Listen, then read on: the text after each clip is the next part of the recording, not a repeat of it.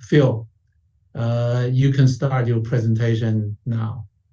Thanks, George. And I'll take you through the disclaimer, and you can see there on the bottom right-hand side our JORC disclosure as well. Patagonia Lithium is a very exciting company at the moment. We have a lot of work completed since we listed a couple of months ago. The share price is around 20 cents, which is the price that we listed at. And as you can see from the bullet points on the right-hand side, we raised 8.6 million. We have about $3.5 million left in the bank. At the moment, we own all our properties outright, so there are no options over properties. They're all owned. It's a fairly tightly held company in terms of the share structure. Roughly 50 to 60% of our shares are held by the top 20 shareholders, and they've continued to hold their shares. We have two large Chinese corporations as our cornerstone investors, and they're currently holding about 30% of the shares that are listed. We're registered under the mining law, which is very important in Argentina because the goods and services tax is 21%. And so we're getting a refund of that 21% goods and services tax, which obviously helps with our cash flow. The licenses in Formentera and Ceylon, which is what you're looking at in the picture, have almost covered the whole of the salar. And this is very important and very, very strategic in the sense that we don't have to share any pumping rights with other people on the salar. We have the whole area. We're delighted that the geophysics has been completed, and I'll take you through that fairly shortly. But the results are nothing but outstanding. I've never ever seen in the 20 years of my exploration history in Argentina anything like the values that we've received. It's very, very unusual to get 0.3 to 0.9 ohms per meter as a resistivity value. And what it means is there's a lot of lithium conducting the electricity through the electromagnetic surveys in the geophysics that we've done. Equally, as a great accomplishment, we have a full geological team now in Argentina. We have Annabelle, Natalia, and Tamara, and David as well as a consultant working for us. And we've got accommodation for the drillers in Yama, which is about 10 kilometres away. It's a very small town on the border. And so we've got all the difficult logistics sorted to make this a successful exploration program, obviously with a keen view to go into production. This is a picture of the geophysics, and if you can see my cursor, I'll just take you through. You can see here these yellow areas, and if we look at the resistivity legend on the right-hand side, it comes in at about 2.5 to 3.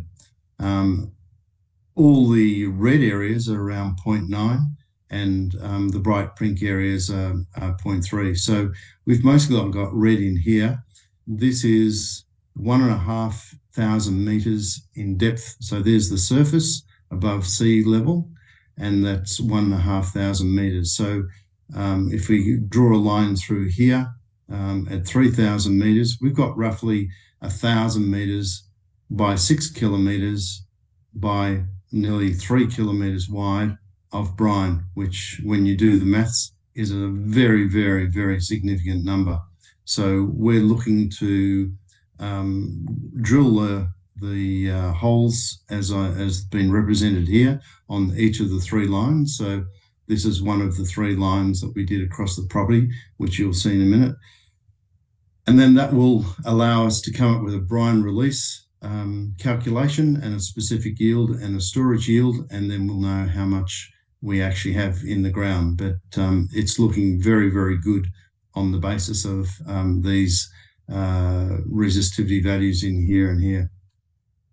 We've also taken a 20-litre sample close to where we sampled 1,122 ppm of lithium, which I think is almost one of the highest samples ever found in Argentina. And it's been sent to Melbourne University, where the EcoSolve pilot plant is, and that will be processed to see what the recovery of lithium is.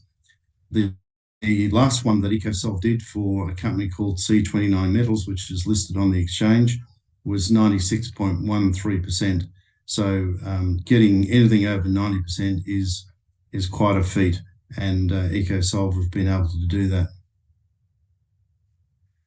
We go to the next slide. These are the geophysics lines, and the red dots are the points where the drilling will occur, which is what you saw in the previous slide. This is a little surface lagoon that is sitting there, and the 1000 ppm values were taken from just near this salt area, which sits on the surface. So the evaporation rate is very, very high. About 6 mils of rain happens every year, which is not very much. And all of this water here is from below the surface, draining in from the surrounding volcanics, which is the source of the lithium in being concentrated in the basin. And you can see some of the volcanics there on the right-hand side. Just a quick summary. We've done a lot of work, as well as an environmental permit for the salar, and we've actually got a fantastic relationship with the community, and we've finished the government meeting of the 14 entities in Jujuy who control the operation of exploration programs. So in fact, what we'll be doing is becoming engaged with the Jujuy Mines Department to have our drilling license issued, which we're expecting any day now. We've completed all the work, we've completed the UCAMP meeting, we've completed all the requisitions. We have quite a big area, about 1,752 hectares, and as you can see, plenty of land on the sides to put in a plant, a processing plant. And we also have an added bonus in that there are some boron minerals sitting on the surface, actually not in this picture, but further back from where this has been taken. So generally speaking, we've got all the activities required to get into production happening. Board's a very experienced board. I've had 20 years experience in Argentina, and I've explored nearly every commercial salar that there is. I was previously a CEO with a TSX company, AIS Resources, and Admiralty Resources, who actually found the Rincon Salar, which our friends at Rio Tinto acquired recently for 900 million. So I've got a very detailed background in lithium brines, and I'm a QP and CP for lithium brines. Gino is working in Namibia on hard rock lithium, which is progressing very well, and Metals Tech is developing a gold mine in Slovakia. Paul has also got plenty of experience in 35 years, and he's working with Nexus Minerals and VRX Silica. He's a member of the Institute of Company Directors, and also has a lot of experience. And we have a full technical team in Argentina, which is absolutely critical. The photograph is of Rosario, who's our country president, logistics and community engagement person. And she does a great job organising drillers and basically managing the business when I'm not there in Argentina. We have WSP Global as our geohydrological and brine resource estimation consultants, and ES Consultors for our environmental impact studies, both in Salta and another group in Jujuy. We also have a number of legal advisors, which is critical in Argentina because everything has to be notarized, and there's quite a bit of mining advice required. Here's a quick table of our shareholders, and as you can see there, we've got 46.19% for the top five, with Fuyang Minjin and Southeast Mingqing taking roughly 23% there. And you can see the number of shares on issue and the number of options once they become exercised. That will increase the number of shares on issue. And as I said, we've got about 3.5 million Australian dollars in the bank at the moment. Here's, we're blessed with the infrastructure. You can see the project right here on the left-hand side map, and you can see some of the other major players. Allkem have the Cauchari Salar, Petrol Plus have the Yama Salar, and we can actually see the drill rigs on Yama from the edge of Formentera, so it's not that far away. Got a railway line going through and gas pipelines. There's the North Gas pipeline there and the Southern Gas pipeline there. We're surrounded by all the big names. For example, Lake Resources, the dark blue area, so you can see them right over around us. And we also have some private owners that have staked out areas. This is the Yama Salar here in green, which is Lilac Solutions and Cooper staked that area. And they're in, actually Cooper is Petrol Plus, which is the largest property owner in Argentina of lithium properties. And to the south, there are no properties. The brines actually don't extend over further to the west. So this is the basin in here, and you can see all the various players. And of course, Lithium Americas Corporation in Cauchari are down here. Basically, we've sampled surface at 1,000 ppm, so we're kind of above everybody else at the moment, but I expect that to perhaps drop back a little bit. There's various Hombre Muertos to the south, but we're looking to try and get around somewhere around 1 million tonnes of lithium, which would give us about 5 million tonnes of lithium carbonate. That's our aspiration. We'll just see how we go. But you can see here some of the lower grade ones, Rincon, Argosy, are way below 500. But this is kind of the target area in here. This is a picture of our sampling. On the right-hand side there, you can see the grades, 467, 106, 105, 238. But this is the surface expression.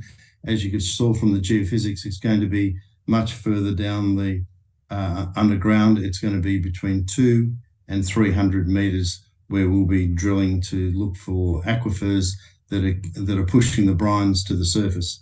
The fact that we've got this hot spot here in Ceylon is excellent because it basically, A, confirms that there's lithium in the project, and B, that the grades are quite high.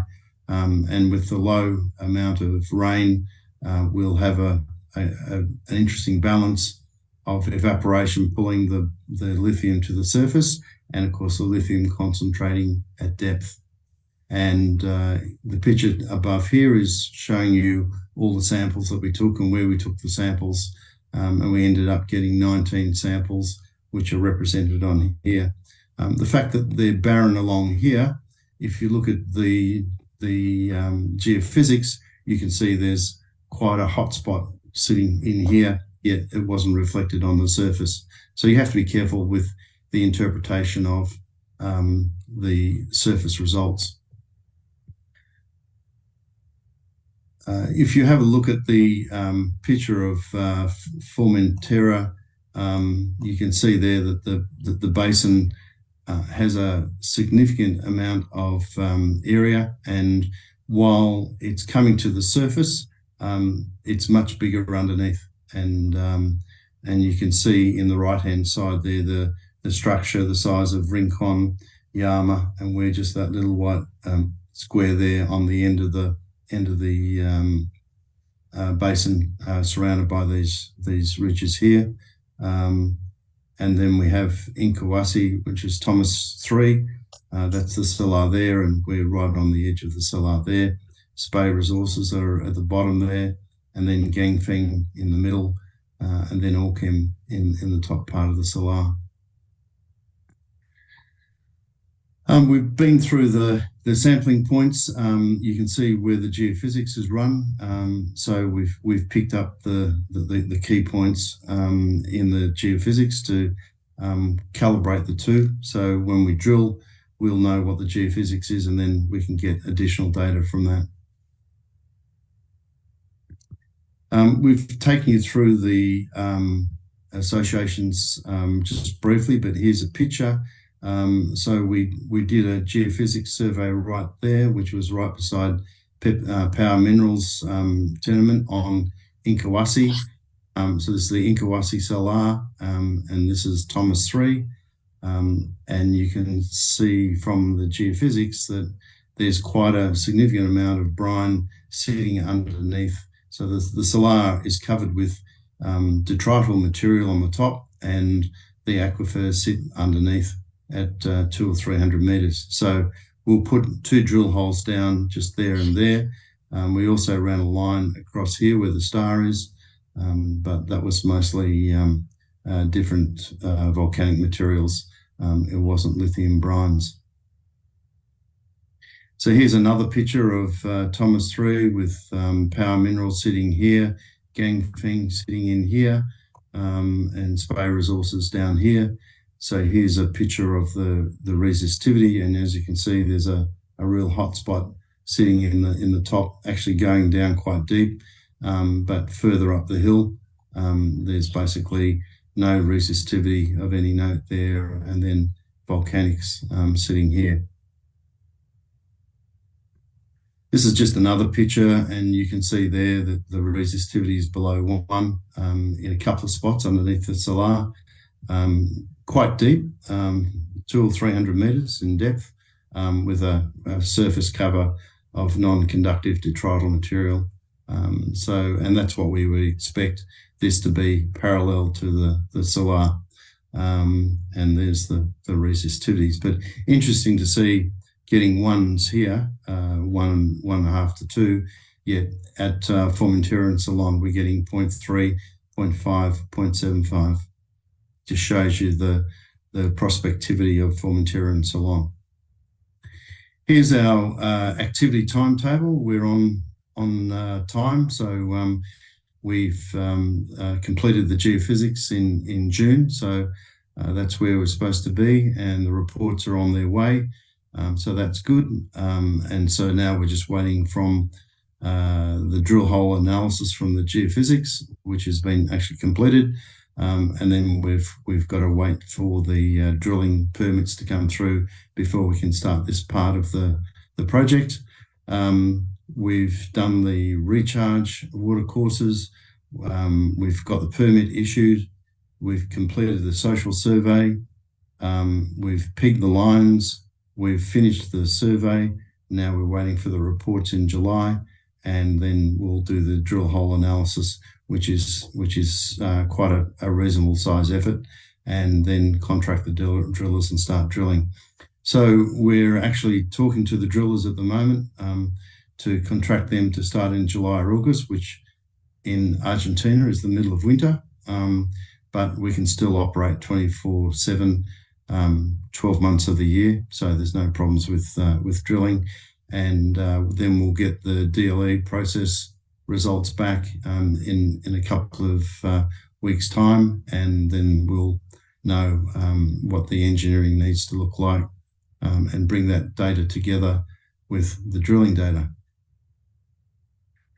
Just another map, possibly just showing the extent of the lithium triangle. As you can see, in the south, you've got Hombre Muerto, which is a very famous FMC, been there for a long period of time. Bolivia up here in the north, Olores there, and we're right just there on that road, Highway 52, which is amazing because we have a sealed highway running within 3 kilometres of our project, whereas in Inkawasi we've got a 2-hour drive on a dirt road to get there. So so that's a big plus for moving equipment around and so forth. Lithium market is really firing at the moment. More and more EVs, especially motorbikes in places like Indonesia and India, are driving the lithium battery scenario. And so the interesting thing is that lithium carbonate is still the preferred source material to make lithium cathodes and anodes. It hasn't changed. So the 622 battery is still favoured over the 811. So that's an interesting trend which is continuing. We look the shift to electric vehicles. We're sitting here in 2023, not seeing a huge amount of growth, but you can see from all the factors that Goldman Sachs pulled together that there's a bit of a bounce as we approach 2025, where there are carbon constraints and other things clicking in, particularly Scandinavia and China and so forth.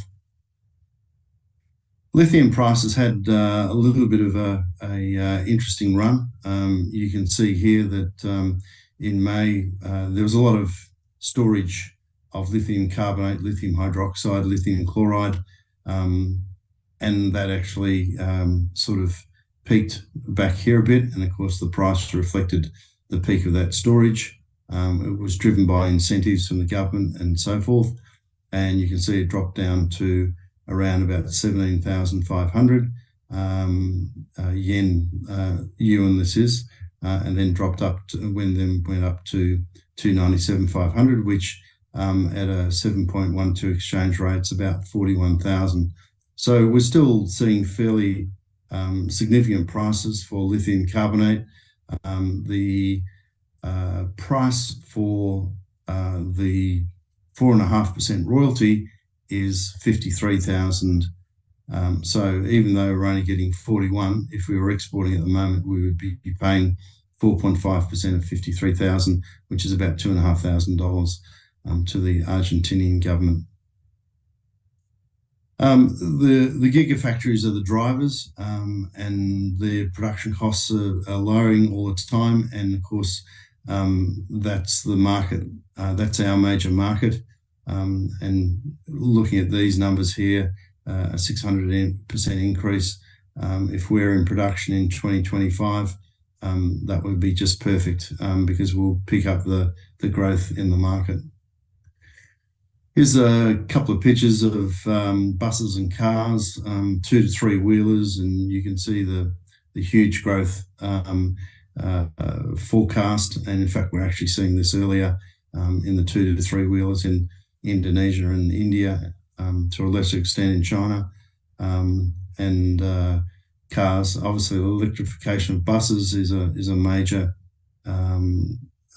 perspective for a lot of countries, including Australia and the US. The supply outlook, if we look at Australian hard rock, spodumene brines from Argentina and Chile, and sedimentary deposits from the US and elsewhere, you can see that brines are forecast to really dominate because of the cheap production and the lack of environmental issues, particularly with the waste. The big issue with spodumene is you find it at maybe 1.5% in the ground, you concentrate it up to 6%, and then you have to send it off. So 94% of what you're sending off is still waste, and the concentration process is quite elaborate, but it creates a lot of waste. Whereas brines, you return the water either back to the salar or return the brine for evaporation, and that's it. You're only taking out the pure lithium chloride or the lithium carbonate, and sedimentary deposits are not significant. The export value in Argentina is still growing. It's still fairly small relative to Australia, but it's growing. And by 2025, 175,000 tonnes are expected to produce. And so if Patagonia Lithium is in the range of 10 to 20,000 tonnes a year, we'll be basically a a 5% player in the Argentinian market. That's the end of the presentation. There's my email address if you need to call me, or my mobile phone number, and we'd be delighted to assist with any other information that you require. And I think I'm on time. Yes, Phil, thank you very much for that exciting story. There are quite a few questions came through while you were presenting. I'll just, some of them are covering the same questions, so I'll just pick them as they come in. The first one is, what unique advantages does Patagonia Lithium have in the lithium industry? I think we've got a couple of unique advantages. One is we basically own the whole of the salar, so we don't have any pumping or co-pumping issues to be concerned about. I think we've got a fairly polished team who have worked together for more than 20 years. So our human resources are probably second to none. And there is a substantial amount of progress being made very quickly. I mean, when you think we listed in early April, and now we're looking at the end of June, and we've completed sampling, we've completed geophysics, we've got all our permitting in place, and the Hui government have something like, I think it's 69 different exploration projects going on at the moment. So they're keen to foster development. Likewise, Salta has 30 or so lithium projects of various states. So I think basically the bottom line is we have a very skilled, experienced team. We've got a well-polished DLE process, which is not new technology. It's been around for 50 years, so we're not trying to test something that's not proven. And we believe we've got the resource, and our sampling demonstrates that. Right, indeed, a competent team is always key. The next question is, does the company have any plan to increase your project size or develop other new projects? What is your expected resource amount? We expect, and this is hard to state because we haven't drilled yet, so we don't know. We can see it from the geophysics, which is on the screen at the moment. But we would expect to try and be in the vicinity of between 500,000 and 1 million tonnes of contained lithium, which will generate somewhere between 1 and 5 million tonnes of lithium carbonate equivalent. The issue we have is that it's not really beneficial if we have 5 million tonnes of lithium carbonate, because if we produce 20 or 30,000 tonnes a year, we have basically a 100-year mine life. And I'm sure in 20 years' time, there'll be something else rather than lithium. Hopefully it's sodium, because we've got plenty of sodium as well. So the resource is kind of a moot point relative to the production. And that's why we haven't staked some other areas as well. The other consideration is that if you have, say, one in Ceylon and one in Inkawasi, you've got to put a plant in both, because obviously it's expensive pumping brines from one location to another location, especially if it's a couple of 100 kilometres, notwithstanding the cost of the pipeline. So we're going to expand around Yama. There are a couple of spots, and we're in negotiations at the moment, and we will possibly keep our eye open for opportunities, although Argentina has been pretty heavily picked over. With the DLE technology of EcoSolve that we're possibly going to be using, they've demonstrated that they can produce 96% from 120 ppm. So we've got the advantage that we can look at lower lithium concentrations and still be highly economic. Right. Last question, I think, given the time. Besides your major Chinese shareholders, do you have any other cooperation with any Chinese lithium companies? No, we don't have any written cooperation at the moment. However, we have a lot of interest from companies. When I was in Argentina recently, we had some discussions with a couple of Chinese groups there that were keen to engage with us if we needed them, on the basis that we were progressing so quickly, that we got exceptional lithium results from our surface sampling, and that we had the technology. So the path from production, or from exploration to production, is very clear for us. We have all the parties involved. We have possibly the potential funding lined up, and we have the off-taker. We've got a lot of interest from a couple of off-takers. So, but we're keen still to talk to people to make sure that we get the right partners, and that we have the appropriate finances and resources in place to progress the project as fast as we can. Bill Thomas, thank you very much. I'm sure your company is being watched very close by a lot of Chinese investors. Good luck with the drilling and all the work you're carrying out. Thank you, George. Great to be here. Thank you. 那么下一个介绍的是resources base。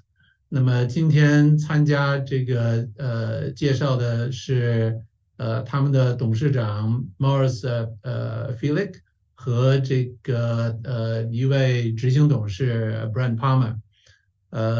这是另外一家在 ASX 上市的新进上市的这个做锂的这个公司。那我们下面就把这个时间交给Morris。Morris, Brent, you can start when you're ready. Hi, George. How are you? Hi. All right. First of all, thank you, George, for arranging today, and for all the support that we've received so far from Richlink, as well as organising with Tiger Brokers as well. Resource base has been listed for a couple of years now, and myself and Brent, we were both appointed late September last year. We had two focuses for us to be involved in the company. One was to reduce the cost structure, and the second was to review the existing projects, and also to look around for further projects to enhance the portfolio of assets. We quickly got to work. We removed about $1 million worth of costs in the first 6 weeks. We replaced the COSEC. We changed offices.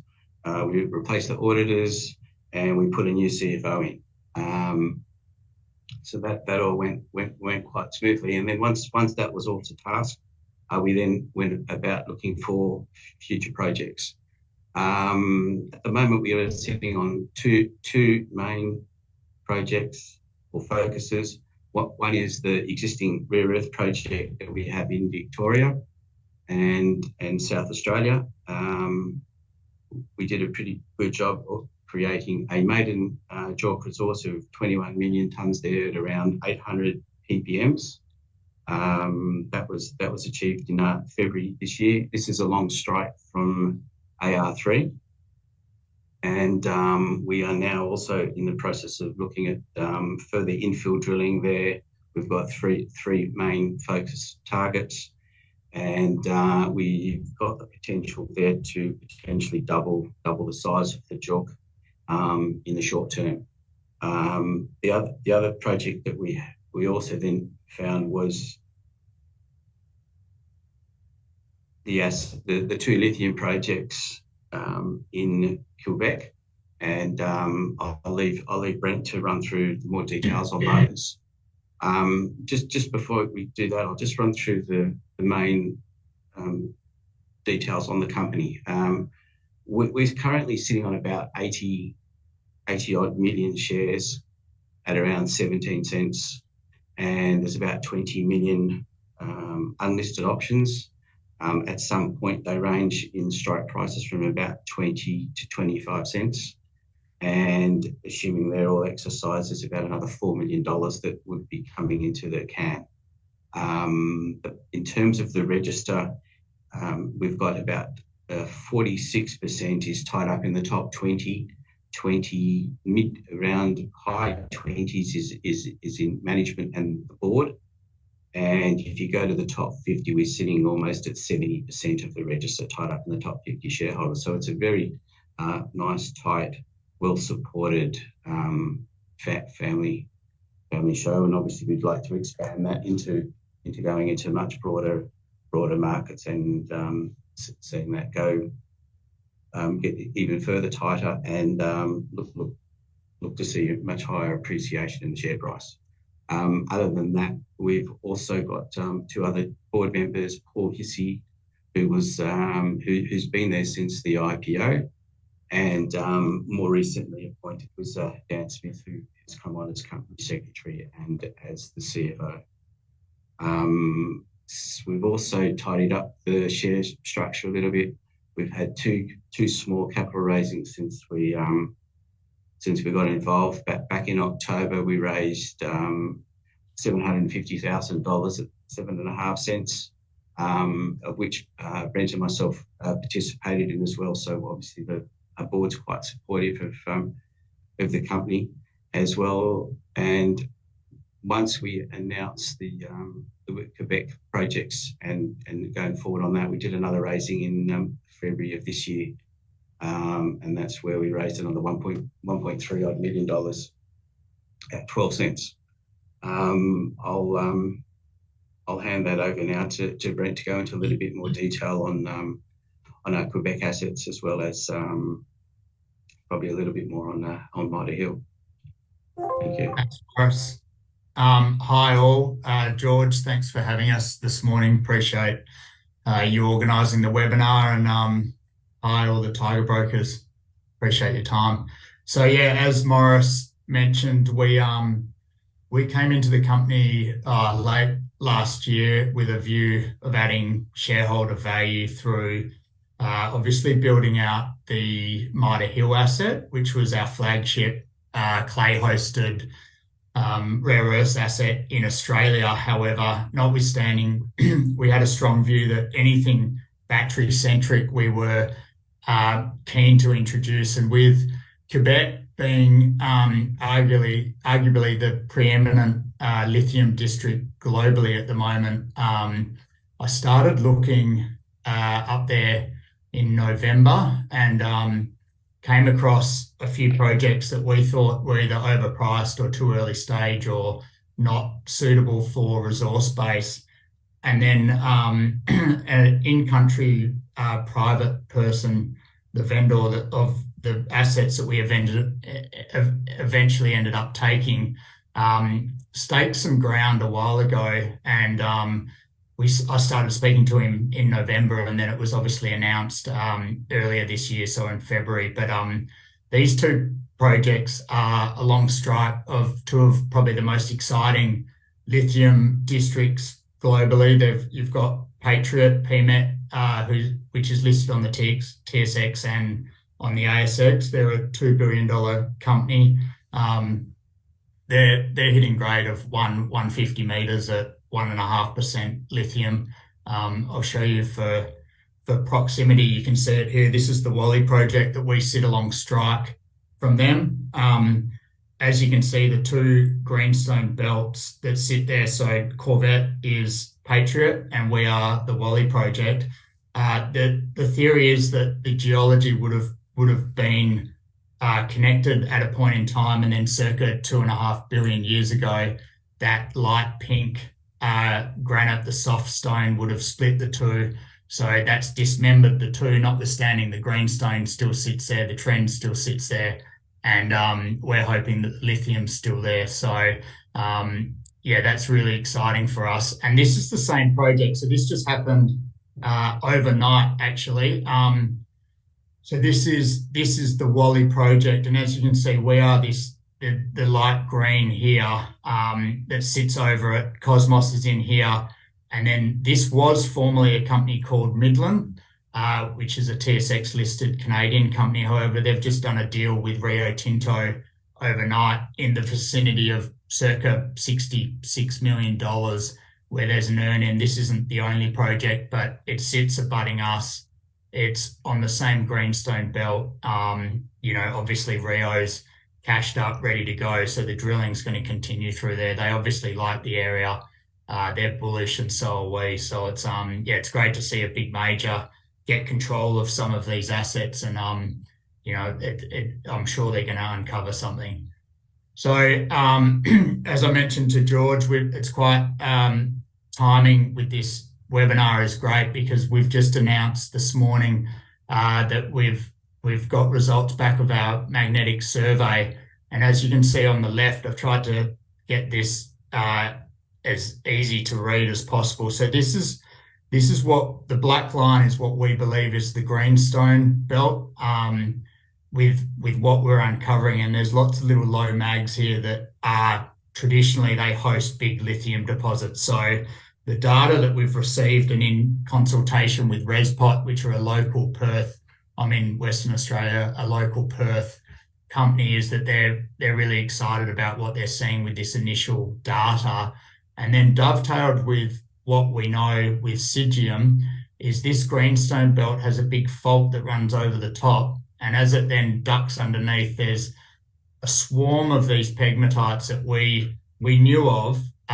We knew they existed. We didn't know what they look like and how big they are. However, when we've engaged this data, and what it's come back with is that this area here is of strong interest to the company, because what it's suggesting is what we can see on the mags is exactly what they can see on the ground. And it's important noting that Quebec has been a copper gold district for 100 years. They see a pegmatite, they walk around it. Lithium's only been of interest in the last 18, 24 months.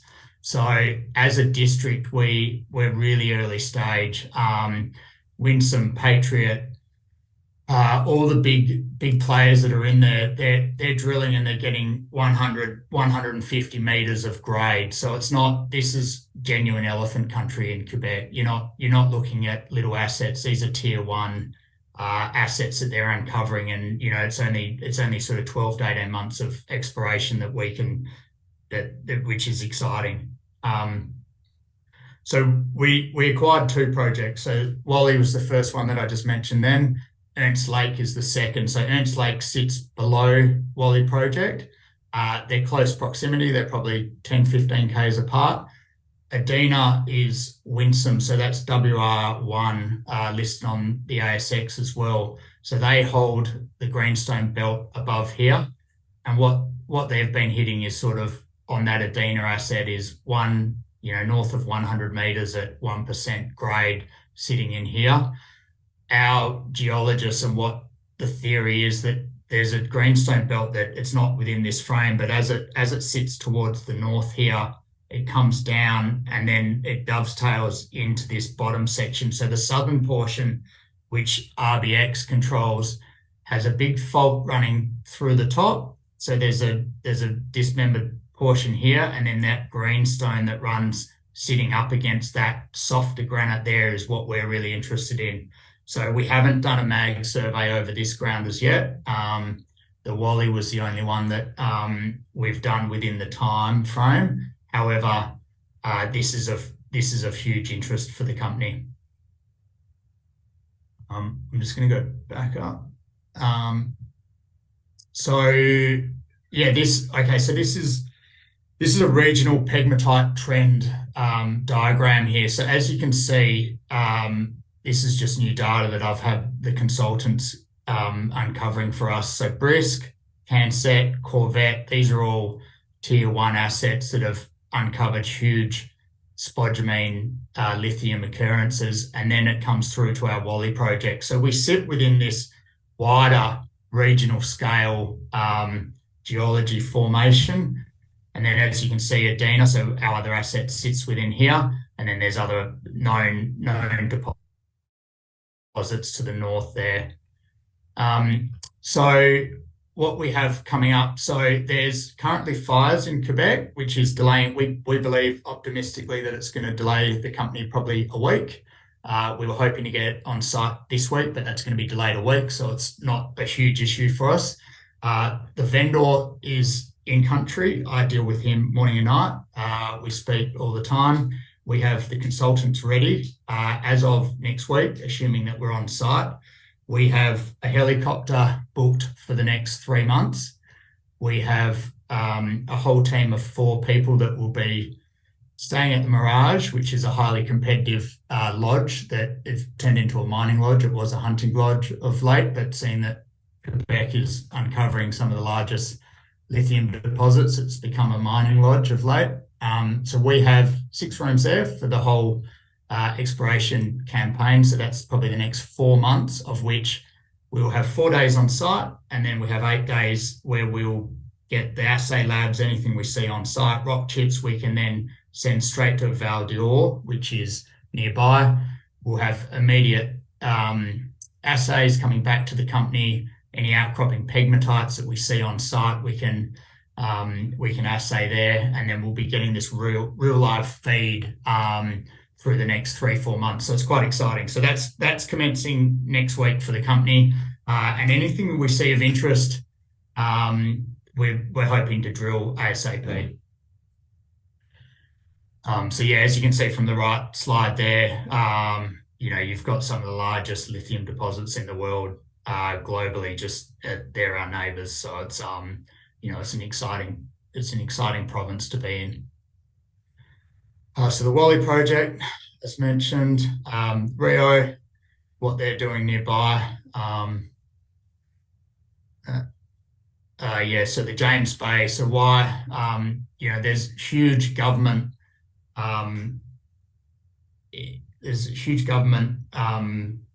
Subsidies and money being spent for these global explorers. So, all these gigafactories are set up in North America. So as you can see, Quebec is in the green there.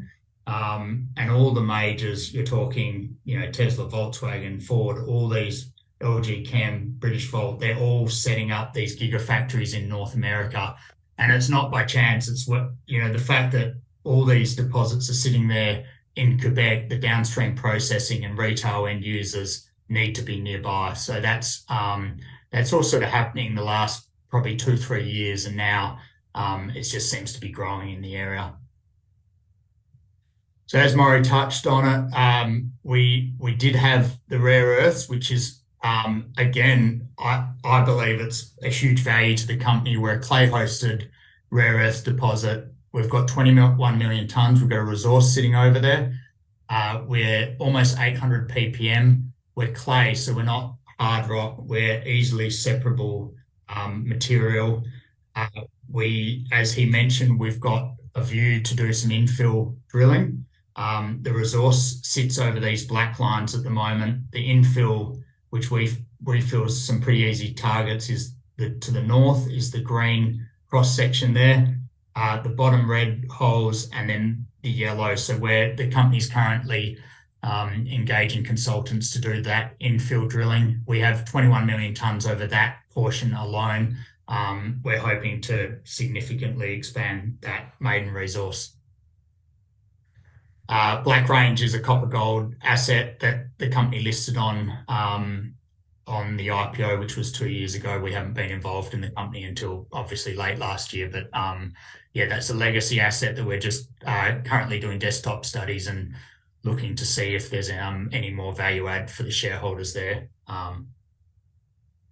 So in summary, we do hold 2 100% owned James Bay greenstone lithium deposits. They're early stage. However, what we can see with the MAG survey, it's really exciting. The known pegmatites that we can see from historical database are lighting up with what we're seeing with the survey, which is great.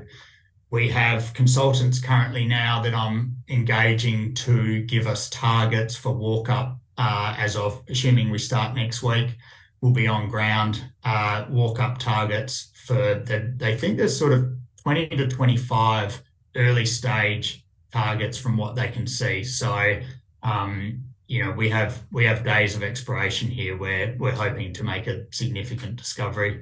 We're on strike from two of the most exciting discoveries made in the last year, and we have infill for Mitre Hill. So yeah, it's an exciting stage where the company's at.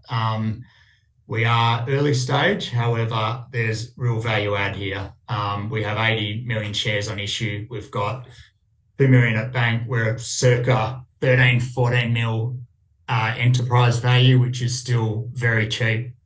Considering other lithium explorers on the ASX, and we're well poised for the next 4 months.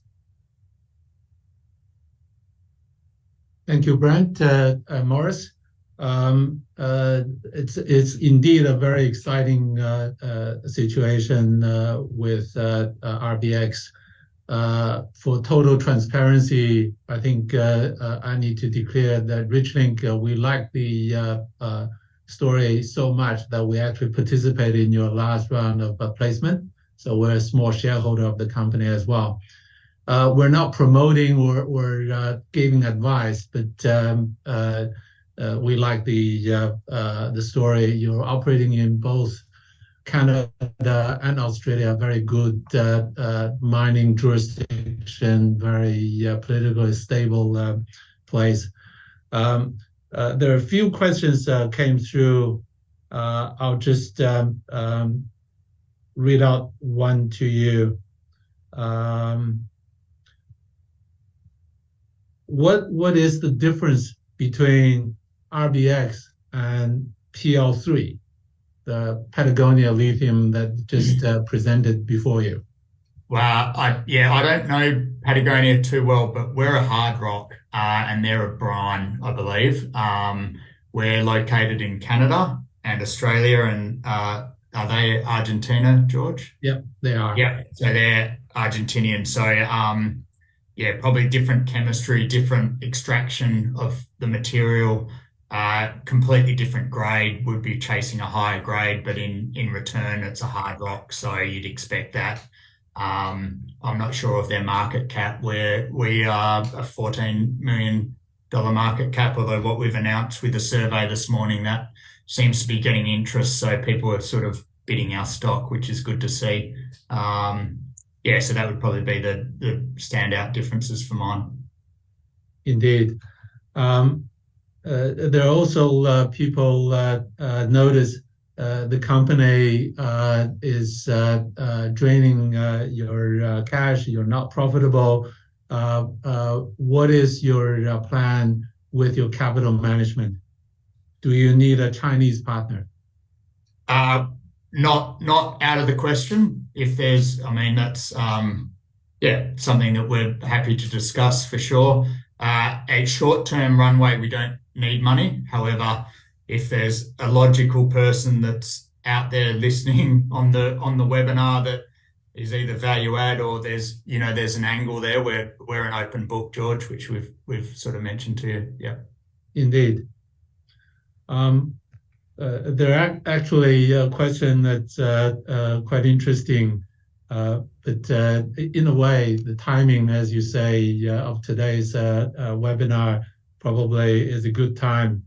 It says, what is your news flow or milestones in the future that may potentially have impact on your share price?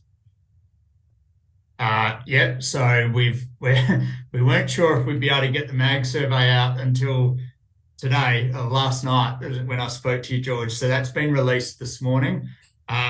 We are hoping to have an update on the Mitre Hill asset in the next probably fortnight. And then, as mentioned, we're on site. So we'll be hopefully uncovering all kinds of things as far as outcrops. We will be assaying. Anything that we see on site will be relayed to the market. So yeah, and then follow-up drilling. So the news flow over the next 2, 3, 4 months should be quite exciting for the company.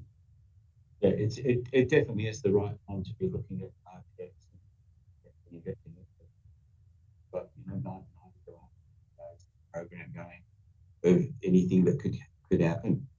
We're actually in the field doing work, so that's the time you want to be. That's the time you want to be following and involved in the story. Indeed. I'm afraid we missed the part of Morris's speech. I'm not sure if it's just for me or all the audience missed the first part.